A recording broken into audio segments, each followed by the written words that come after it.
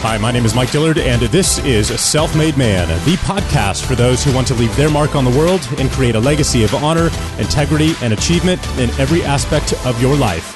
I'm glad you're here, and once again, it is time to forge your destiny.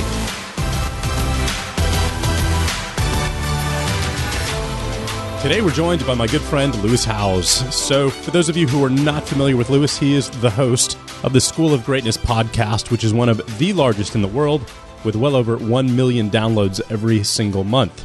Now, I've known Lewis for 3 or 4 years now, and in fact, he was instrumental in helping me start this podcast. When I needed help really getting my head around this endeavor, he was the one that I called to talk about the vision, the equipment, and the processes needed to put together a fantastic show. Well, over the years, he's built up an amazing personal brand, and he's on the path to become the next Oprah of our generation, and was recently on The Ellen Show twice in the last couple of months. Well, today he joins me here at my home in Austin, Texas to talk about an extremely vulnerable transition that he's had to make in his life over the past few years as he has fought to overcome the demons of his past and become the best man that he can be. Today's show is all about the mask that each of us wear as we face the world. The mask of materialism, the house you own, the cars you drive, or of the funny joker who always has to be the life of the party, the risk taker, and the stoic. So while these masks can serve a purpose, they ultimately hold us back from achieving our full potential in life and in our relationships. Well, today it's time to identify which mask you are wearing and to take it off. This is an extremely personal interview for both of us and one of the best episodes that we've ever had here at Self-Made Man. So with that being said, please help me welcome Mr. Lewis Howes. Well, Mr. Lewis Howes, welcome back to Austin, brother. It's good to have you here. Thanks, man. I appreciate it. I'm excited to be here. And I always get jealous when I hear you because you have the ultimate podcast voice. It's like deep resonating, and I'm like, man, you got a face for radio, right? Yes. You know, it's one of my rare talents, but for some reason it automatically doesn't grow your show, which is kind of annoying. Right? So, well, man, it's great to have you back in Austin. We did a show, a year and a half, 2 years ago when we first kicked off Self-Made Man. Yeah. And you were a big help on that and really helped me get the show started with equipment and all of that stuff. So I'm really grateful for that. But you have a new message that we've been talking about for a couple of months now, a new book coming out, The Mask of Masculinity. And I know your story, that you've started to share about a year and a half ago, 2 years ago, which was really vulnerable and big for you. And I know the book is a big result of that. But let's dive in for folks who are not familiar with you yet, your background and what the inspiration for this book was. I used to be a professional athlete. I played arena football, so I wasn't fully in the NFL. I never made it there, but it was always my dream to be a pro athlete. And that was my life, sports, and being the biggest, fastest, and strongest that I could be in sports. I got injured, so that dream ended, and my identity ended at the same time. And I think for me, it was really challenging to transition from something I was good at, something I knew about, a lot about, and something I focused on 6 to 8 hours a day. Training, dreamt about it, slept about it, everything. To not have that, it was a challenging transition. And this was 10 years ago when I got injured, 10 years ago last month. And so for a few years, I was just trying to figure out, what am I going to do the rest of my life? Who am I? What's my mission? What's my purpose? Why am I here? What's the reason? Why did this happen? I was just questioning everything. And I was living on my sister's couch for about a year and a half, finding mentors.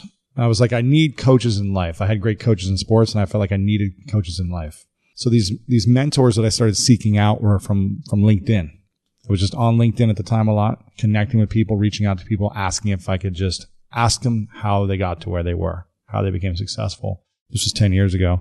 So I started, as I was growing my audience on LinkedIn and reaching out to people, people started to ask me how to use LinkedIn for their own self. And in that process, people started paying me for helping them to do this. So long story short, I started using LinkedIn and social media to make money by teaching other people how to use it. I was doing events around the country eventually. So people started asking me, how I could help them with LinkedIn. And that evolved into other social media platforms, doing events, doing a book, and eventually courses and landing into webinars. And that was what really kind of helped me kind of take off in the online marketing world, was learning some of that stuff. So after a few years of building that up, I realized it wasn't really what I was excited about anymore. And I launched the School of Greatness. And that's been a 4.5 year journey of starting with a podcast, then a book, courses, programs, events. And now it's where I'm at now. To get back to the question of why this, why now, I launched another book a couple years ago, and I realized like I needed to go deeper within myself to overcome some of my biggest demons.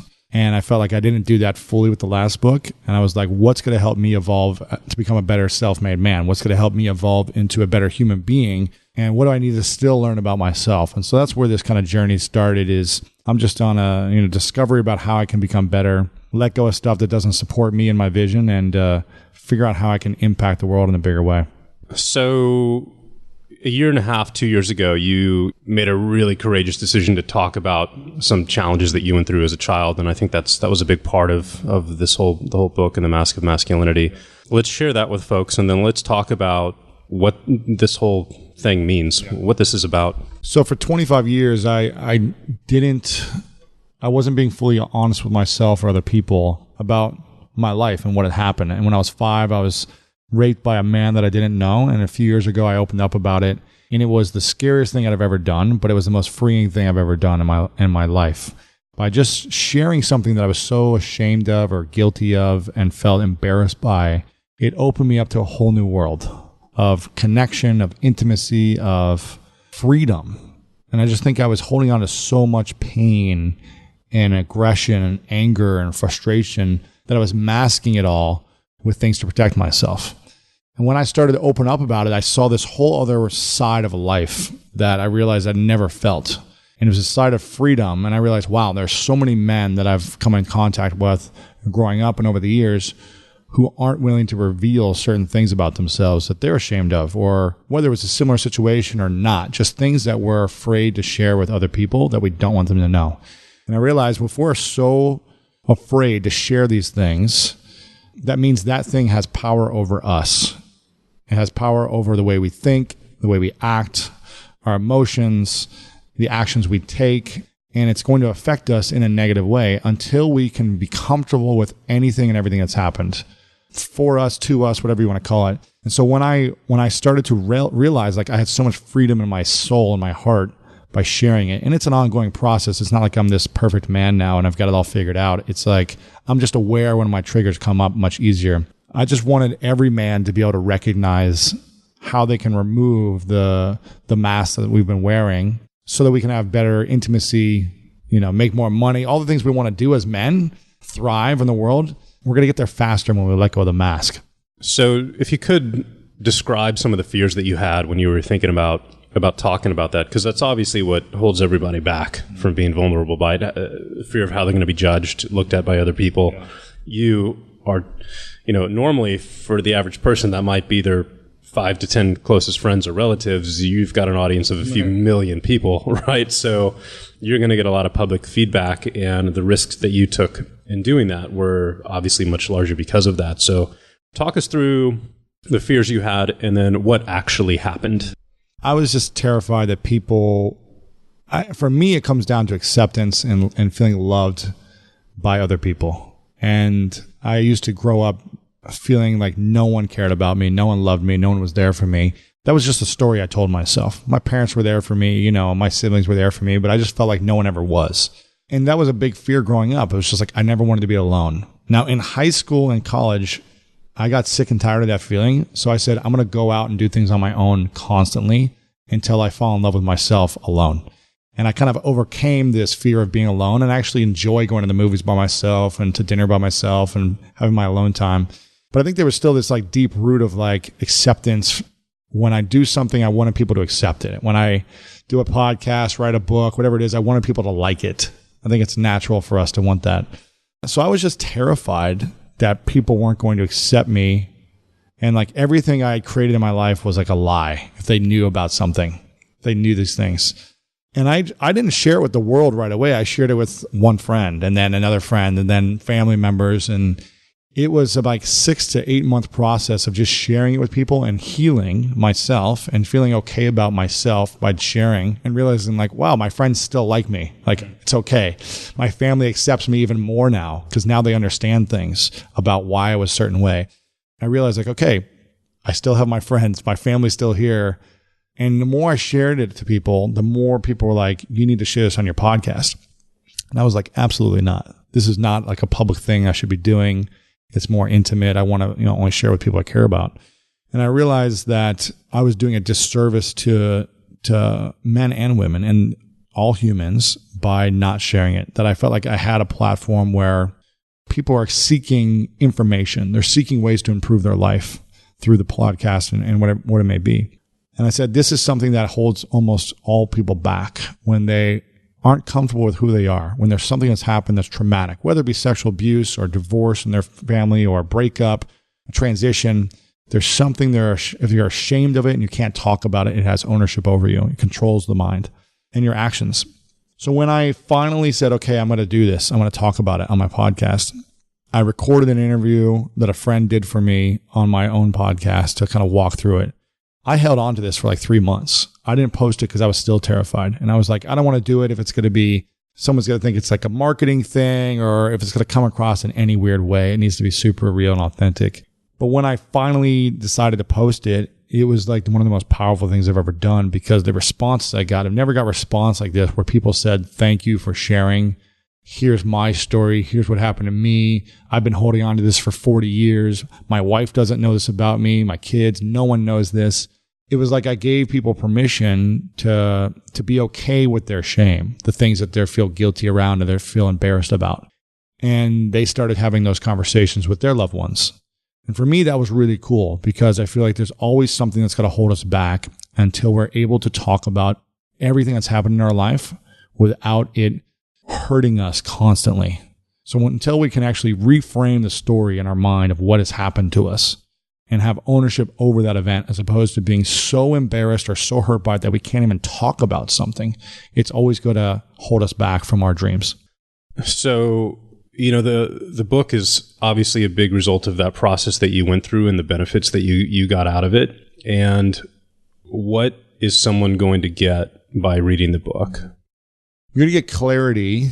I started writing this for myself as a man in my upbringing through what I went through and my perspectives. So I'm a white man that grew up in Ohio that played a lot of sports.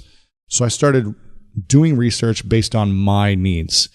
And as I started doing that, I realized there's a lot of other perspectives that men have gone through. So I started researching on all the different perspectives and all the different masks that men wear. Now, I grew up with this athlete mask, this aggressive mask, this alpha mask. And I realized that people wear different masks. They wear the Joker mask, which is all about humor and deflecting with humor. They wear a Stoic mask. They don't show any emotion. They use their intelligence to wear a mask. They do different things to wear their mask. So I started researching on all the different archetypes of men. If you scroll down here, you can see kind of all the masks down towards the bottom. And I realized that men face a challenge because we put on these masks at different times to protect ourselves and project something that we're not. And when we're aware of this, the mask that we wear and why we wear it, it creates so much more power for us when we're first aware of why we're doing something we're doing. And so I wanted to create the awareness first for men and share with men why we wear these masks. Then I wanted to share with men how to take the mask off and what's available when you do. So if you want to have the ultimate relationship, if you want to make the most money in the world and build a big business, if you want to be a physical specimen, if you want to get accomplishments and achievements, what's available when you take it off is so much more than when you have it on. And then I realized as I was writing this, that this is like the ultimate keys to the kingdom for women. Like if you could understand your father, why he acts a certain way, your brother, your son, why he's guarded or stoic and never opens up to you, your husband, why certain things trigger him. If you could understand the men in your life that you care about deeply, why they do certain things, and you can get them to take the mask off without making them wrong, then it will transform your relationships. And so I think the challenge is, most men aren't even aware of what mask they're wearing and why they wear it. So I'll just run through a few of them. There's the Stoic Mask, the Athlete Mask, which is one I wore a lot. I see a lot of men right now wearing the Material Mask.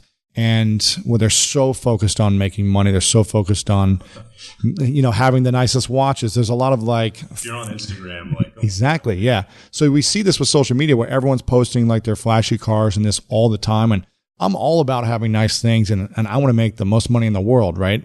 But I think it's questioning, why am I doing this? Why am I posting this? Why am I focused on the money or the nice watch or the nice car? And needing to talk about it every day and needing to show it every day to all my following. Like, there's one thing about having things that you appreciate and sharing it once in a while. And then there's other people that are like, here I am in my Lamborghini every single day, but I only make $40,000 a year. Here in my garage. Yeah, exactly. Yeah. So the Material Mask, there's the Sexual Mask, the man that wants to conquer every woman, or it's never enough. There's not enough sex. There's not enough women to conquer. There's the Aggression Mask, the Joker Mask. I was just talking with JP Sears about this. He was like, I go back and forth from the Stoic Mask and the Joker Mask. And he was like, and for those that don't know who JP Sears is, he's got a massive following, and it's a lot of humor-based comedy around spirituality. And he was like, I used to be very stoic, and then I used the Joker Mask to get me out of my Stoic Mask. But he's like, sometimes I just forget who I am because I'm going back and forth between both of them. There's the Invincible Mask, the man that does every risky thing in life, and he feels like he's invincible and nothing can hurt him. There's the Know-It-All Mask, the guy who does every degree in law school and uses his Harvard degree to back up all of his points and tells you that he went to Harvard all the time and says, no, I'm right. I'm always right. There's the Alpha Mask, the man who always needs to win, and the leader who's like, I'm going to win at all costs. And everyone else needs to lose. We're going to be the greatest. That means everyone else is going to be second best. And these masks serve us. They serve us. They get us to a certain place. They drive us to become better. But when we wear them all the time, we're never actually our most authentic self. And people are not going to be able to fully connect and understand us until we reveal ourselves for who we truly are. And so I would ask you, which mask do you think resonates with you the most, maybe in the last 4 years? And I've worn every mask. So in the book, I talk about all my shortcomings as a man from, childhood to now, and when I put them on the most, when I feel triggered. So I step into the Know-It-All Mask. When someone is questioning my intelligence, I step into the Know-It-All. And I'm like, well, you don't know this about me. You don't know this about me, Or I go get more certifications. I go get certified in meditation. I go get certified in this. And so it's like I stack my credentials so that people feel like I'm a worthy man. So is there anything you think that resonates for you maybe in the last 4 years? Yeah, it's interesting. I don't know if it's the last 4 years or not, but I think people can expect you to have one that maybe you don't. So what I'm talking about is the Know-It-All Mask. Being in a leadership/teacher position with a large following, it's essentially like you're getting paid for knowing things. So they expect you to have that mask on, and of course, which is really interesting. And I think I've been aware of that, and I've tried not to wear that one, because I remember when I was first getting started as an entrepreneur 15 years ago, 20 years ago, looking up at all of the really successful people, that I considered mentors at the time, who were doing really well financially, but they never talked about the pain and the challenges that they were actually going through to build their business. They never talked about their failures. All they talked about was how awesome they were doing. And I thought that was really, really annoying, because it makes it seem like it should be easy when you're really not seeing the, 10 years of bullshit behind it, right? And so as I went through that period, and once I finally, hit a certain point of success, I always tried to make it a point to talk about the challenges and the failures and the reality behind it, because I wanted people to have proper expectations about what it takes to, build a business and become an entrepreneur. So I thought that one was really interesting, because you see that a lot in our line of work, right? But if I have to go through the ones that we've looked at here over the last few minutes, I would have to say the Stoic is probably the one that resonates the most, and that's the description you have here. And by the way, guys, you can read all of these at maskofmasculinity.com. So the Stoic says, every man must be invulnerable and tough. Emotions are carefully managed and suppressed. There can be no crying, no pain, no feeling. He puts up a wall between him and the world to protect himself, to pretend he doesn't feel the things he does, while wearing a Stoic mask. He views weakness as an invitation to scrutiny and judgment and rejection. Only through its removal can he feel emotional freedom, experience deeper relationships, and move towards inner healing. So I relate a lot to that one. And what's interesting is if you look at the different types of personalities that are out there, Myers-Briggs specifically, which I talk about all the time on this show, is that I'm an INTP. And when I read my profile, this was probably 4 or 5 years ago, it basically said that my personality type is aligned with that description of a Stoic Mask. And I have some other friends who, like Eben Pagan, who's very similar in that regard. And I was like, oh, I'm not necessarily broken. I'm just wired this way and built this way. So that's my natural tendency. The opportunity is to overcome that, right? Yeah. So I think the opportunity for you when you take it off is to show more of your vulnerable side, to open up, to express your challenges, to express something that is maybe frustrating you. And when you do that, people are going to say, oh, wow, that's a leader that I want to that I can relate to. Like, that's a brand that I can get behind. The guy who's not just saying, I've got it all figured out and I've got all the answers, but also someone who's just like relaxes your emotions at times. Just like, I'm going through this and it's kind of frustrating, or joyful, expressive in general. It doesn't have to be like this sad, vulnerable thing, but just like expressive, which I think allows you to be more magnetic in certain areas when we do that. So yeah, it's something to think about. And I think what's cool is it's challenging to get the mask off. It's really challenging because it's so comfortable for us. It's so natural for us. It's our normal tendency. So to say, yeah, I'm just going to take this off and be more expressive, it's not that easy. It's going to take practice. It's going to take doing things that are extremely uncomfortable. But I think a self-made man constantly gets out of his comfort zone, constantly says, how can I grow and become a better man? And how can I make a contribution to the world? And by staying in the same comfort zone, by wearing the same mask every single day, or defaulting to that mask when certain triggers happen, I feel like it's not being the best men that we can be. So it's just something to be aware of. Like, am I doing everything I can every single day to grow as a man? I'm not saying that you're going to be perfect. None of us are, but it's like, what can I be aware of first that I wear the mask, and understand rationally, okay, when I take it off in these moments, something different might happen. I might connect differently with someone. They might trust me more. They might like me more. Maybe there's a business deal out of this when I actually take off the mask and people really connect with me. Maybe I'm going to grow my business more, or maybe my relationship's going to be stronger, whatever it may be. So it's just being aware of that first. Well, what's interesting, you mentioned this a few minutes ago. We kind of grazed over it really quickly, is that whenever we adopt one of these masks, we all have a primary, as you mentioned earlier.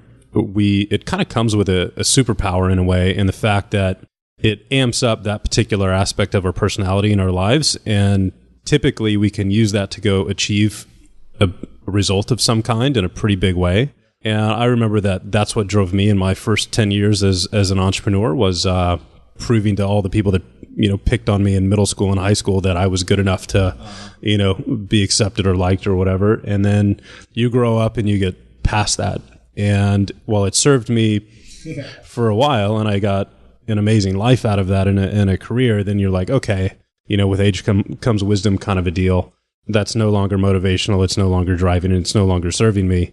And one of the fears you have is, if you put down the piece that's been fueling your success, frankly, what's going to be left after that, right? And you have to adapt to it and change accordingly. And at the end of the day, one of the irrational kind of thoughts that I have, or fears I have, is if I get healthy enough from a personality and mental perspective, you end up, let's just say, looking like a Zen monk, right? Who's gotten rid of fear and, all of this stuff. And they're just completely at peace at being alive in the present, and they don't need anything above and beyond that. I'm like, I don't know if I really want that. I don't know if I want, to be in that state. I want to go achieve stuff. So do I need to keep the pieces of my life that are not necessarily in balance, but that's driving me to go out and accomplish stuff? You're exactly right, because, my athlete mask drove me to be a great athlete. I wore it all the time. I was like, the guys that picked me last, the kids that bullied me in school, the kids that made fun of me because I was stupid in class, I'm going to become the biggest, fastest, strongest person, so they'll never be able to hurt me again, that they're always going to want to pick me first as opposed to picking me last. And so this is going to be my motivation. It was coming from a place of proving people wrong. And it drove me every single day. That fuel and pain can be one of the most powerful motivators. But every time I achieved something athletically, I was so unfulfilled. I was all state unfulfilled, all American in 2 sports unfulfilled. All the things that I did, professional football, I was unfulfilled. I was always like, but I need to prove people wrong. I need to prove people wrong. I need to prove them wrong. And it drove me to be great and achieve, but then it drove me feeling like after I'd achieved these things, I was like, why am I so unhappy still? Why am I still unfulfilled? And I realized like, wow, I've been doing this to, again, be right and prove people wrong, as opposed to coming from a place of love, service, and inspiration. And when I realized this, and I was able to take it off and say, I'm not doing this to prove people wrong anymore. I'm doing this to lift people up. Like when I achieve, it feels so much better. It feels like, oh, I can actually celebrate this, as opposed to, I was always angry after I achieved something. And I was like, why? I didn't understand it. I just realized, I was just told myself like, it's not good enough. I need more. So that's what I think is available. Same thing with the material mask. I see this a lot. There's this whole movement of minimalism, right? And because a lot of guys and girls are driven by money, they're driven to get the things, they're spending a lot of money that they don't have.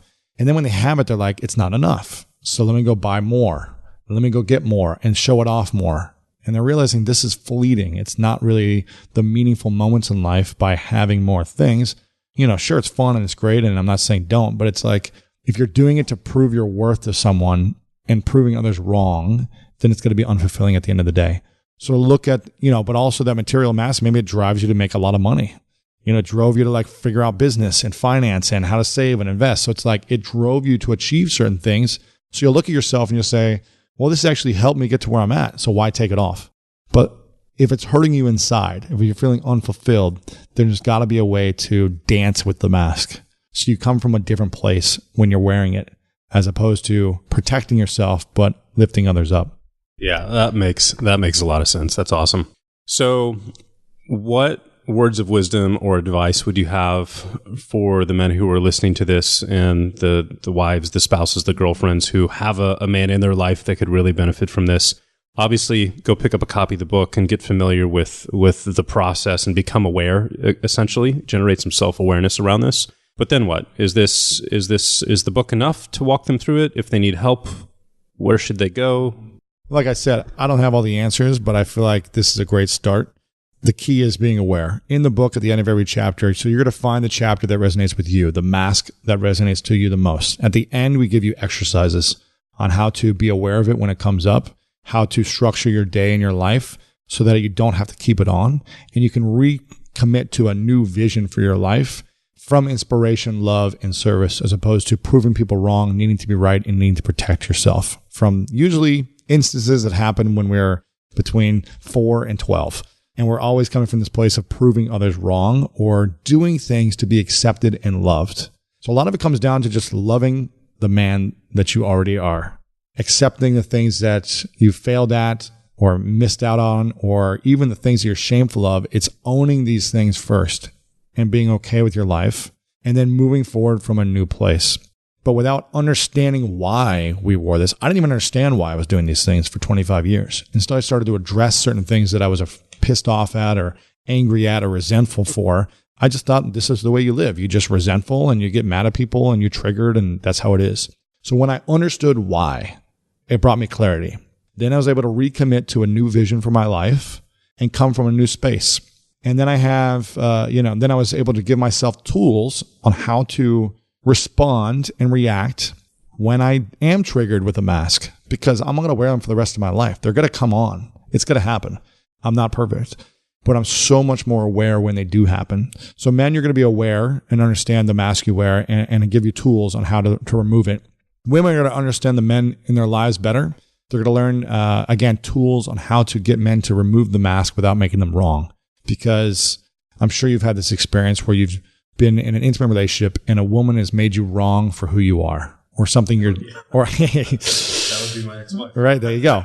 So imagine if you're in a relationship where your intimate partner didn't make you wrong for the mask you were wearing, because they're probably upset that you're wearing a mask and they want it to be different. They want to see you differently. But when we as men believe like this is what we're supposed to be doing, now you're attacking who I am. They're not attacking who you are. They're attacking the mask. No one just has the language for it. They're attacking the ego or the thing that they know you don't need to have in your life. Now, the women wear just as many masks as men. So I'm not saying they're like better than men. They're, this is just as much for women, because as women are reading this, they're like, oh yeah, I wear this mask. I'm, materialistic. I'm, come from humor. I need to have more degrees. I need to, all these things, just as much for women. But if a woman can come from a place of understanding how to connect with a man who might be wearing a mask and never make them wrong for it, but actually acknowledge the incredible goodness in the man for all the other things they're doing well first, as opposed to constantly coming at the thing they're not doing well, the relationship will change dramatically. So women get to come from a place of acknowledgement. And that's the hardest thing to do for a woman when they're frustrated at the man for something they're doing over and over and over again, or something's never changing. And all they want to do is fixate on the thing they don't like. You get to fixate on the good first if you want to have a different relationship with the man. We're all figuring out this thing called life. And that's what it's about. That's awesome, brother. This is so cool. I'm really glad that you have brought this up and made this a part of everybody's, development as people, and that you put the time and effort and energy, into writing this book that you have, because I know that's no small feat. So thanks. People can obviously go to maskofmasculinity.com. The book's going to go live on October 31st, Take Off the Mask, which I thought was brilliant. And obviously, they can pre-order it on Amazon right now. Awesome, guys. Go pick up a copy of the book, Mask of Masculinity. It's going to be absolutely fantastic. Lewis, thank you so much for coming out and saying hi and chilling in Austin with us. Absolutely, brother. Well, guys, thank you so much for listening. I appreciate it, as always. If you love this show, please share it with your friends. Help us get the word out for Lewis's new book. This was an awesome episode, brother, and it's always a pleasure. Thank you so much.